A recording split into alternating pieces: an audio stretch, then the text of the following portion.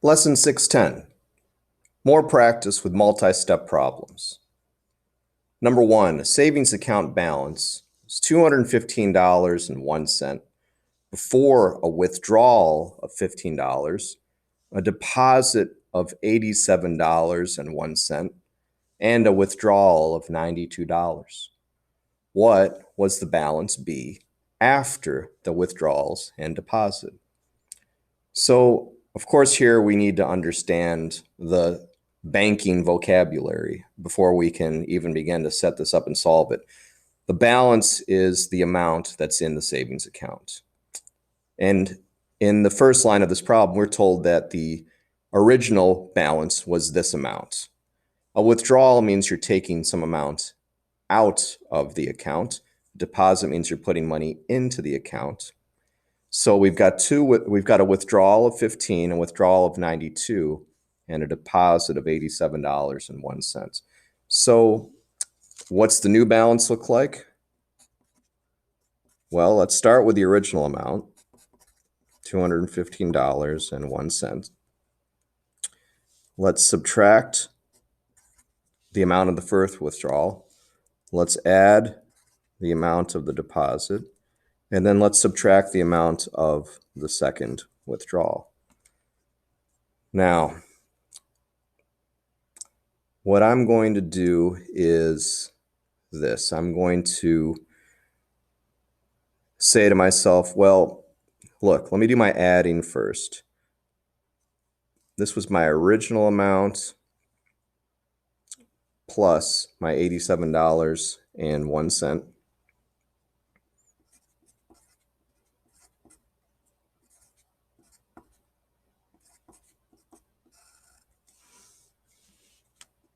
One and one is 2, 0 and 0 is 0. 5 and 7 is 12. 1 and 1 is 2, 2 and 8 is 10. Okay, so I've covered my original amount plus how much I deposited. Now I've got to take away 15 and then take away 92. Well, altogether, I'm withdrawing 107. 15 plus 92 is 107. So I'm taking away 107.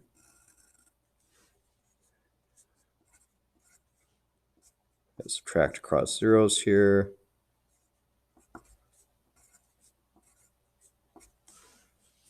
And I get a final answer of $195.02. Number two, the charge for an electrical repair was $11.47 for parts, 2/3 an hour of labor at $90 per hour, and a $20 service fee. What was the total cost of the repair? Let's set it up. First, C, or the total cost, equals the amount for the parts plus the amount for the labor, which we'll need to calculate. The rate of labor is $90 per hour, but the amount of labor was 2/3. So we need to find 2/3 of 90 plus the $20 service fee. Those service fees will get you. 2/3 times 90, I can actually do this as mental math, can you? What's 1/3 of 90? Or 90 divided by 3? If you said 30, you're right. If 1/3 of 90 is 30, 2/3 of 90 be 60. So this amount, 60.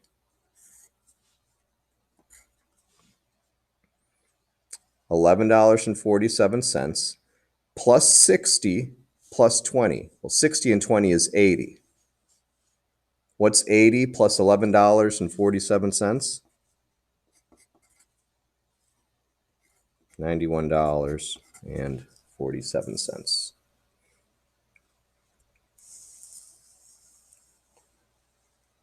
Number three, while shopping at the school bookstore, Bill purchased 6 folders for 55 cents each and a pen that costs 10/11 as much as a folder.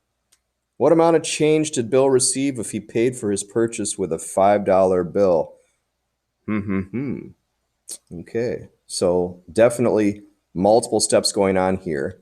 I first have to calculate how much he spent, because then I need to subtract that from $5 to figure out how much change he is due back.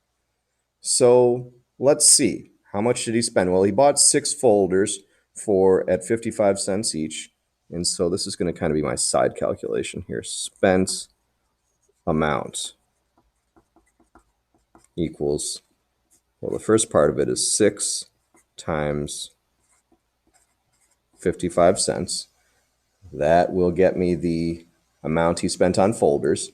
And then he also bought a pen that cost 10/11 as much as a folder. Okay. Plus 10/11 times 0.55.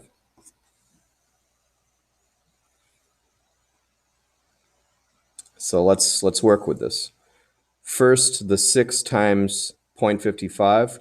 Let's do 2 pushes out. Whoop, whoop. Do 55 times 6. And come in 2 spots from the end. 6 times 5 is 30. The 0 came down, 3 got carried. 6 times 5 is 30 again.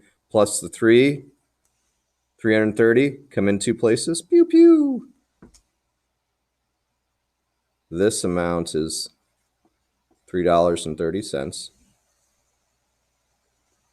Now, what's 10/11 of 55 cents? Well, let's see. 10/11, instead of saying 55 tenths or 55 hundredths as a decimal, I'm going to write it as a fraction, and I'll show you why. Look at the cross-canceling that I can do here. 10 and 100, 10 goes into itself once, 10 goes into 100 10 times. 11 and 55, 11 goes into itself once, 11 goes into 55 5 times. And we got 5 tenths, or half. What's half a dollar? If you said 50 cents, you would be correct. So he spent $3.30 on the folders, half a dollar or 50 cents on the pen. Add those two together and we get $3.80. That's how much he spent. So how much change does he get back if he paid with a $5 bill? Let's write our equation. C equals $5 minus the $3.80 that he spent.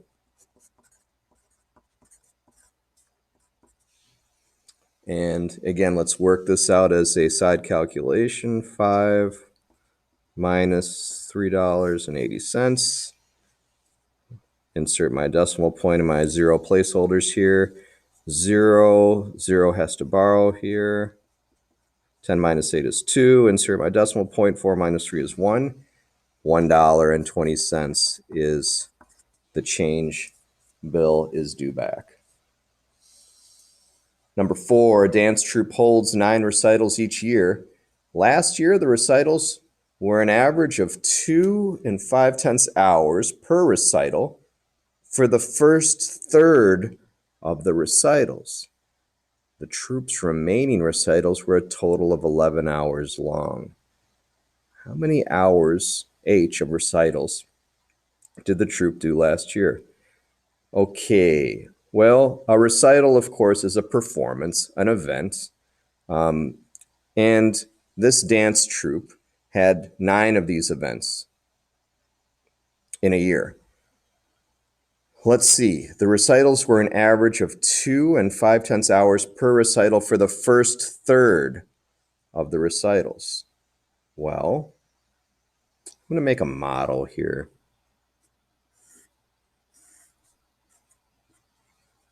We got 9 recitals altogether. The first third, you got 2.5 hours each. And then the remaining total of 11 hours.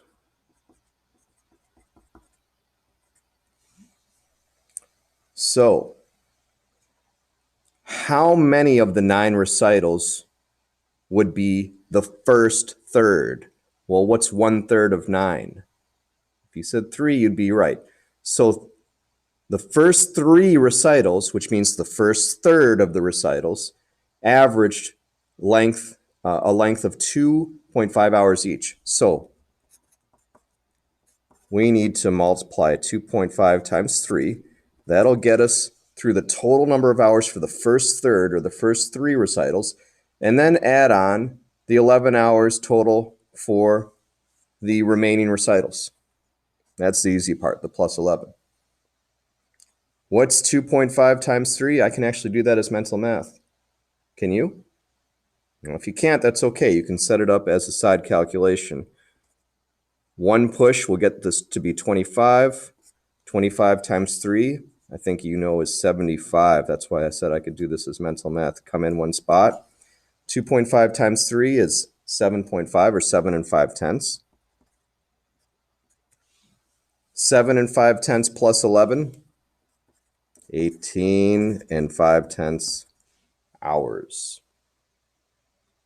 Number 5. 4 family members compared their ages. Bobby is 1 year younger than Tommy. Tommy is 4 years older than Jimmy. And Jimmy's age is a quarter of Susie's age. How old is Bobby if Susie is 8 years old? Okay, so this is really one of those logic puzzles where we're given one person's age, and we have to use that to step-by-step figure out the other's ages. So ultimately, we're trying to find out Bobby's age. But first, if we know Susie's age, we can figure out Jimmy's age. Jimmy's age is 1/4 of Susie's age.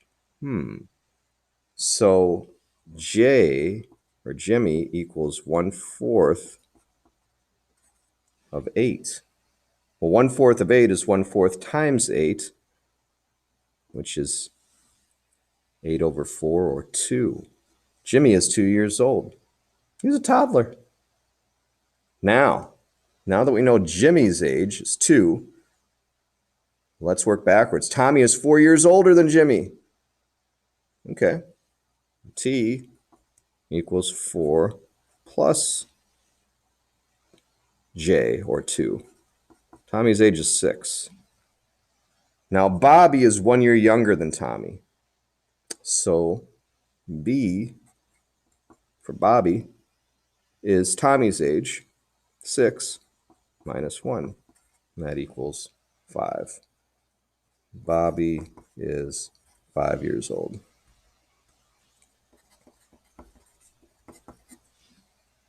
Let's just double check that to make sure. Susie is 8. 1/4 of 8 is 2. Jimmy's 2. Jimmy is 2. Tommy is 4 years older. Tommy is 6. Tommy is 6, and Bobby is 1 year younger than Tommy. 6 minus 1 is 5. That checks out. Moving on to the last problem here, number 6. 22 hockey players, 3 coaches, and 6 reporters traveling to a game in an airplane. Each row of the plane has a capacity of 6 people. How many people are riding in the last row if the other rows are filled to capacity? Okay, well, let's first figure out how many passengers are on this plane. We got 22 players plus 3 coaches plus 6 reporters. 22 plus 3 is 25. Plus 6 is 31. Okay. So 31, and then each row can hold 6. 31 divided by 6 is going to be 5, remainder 1.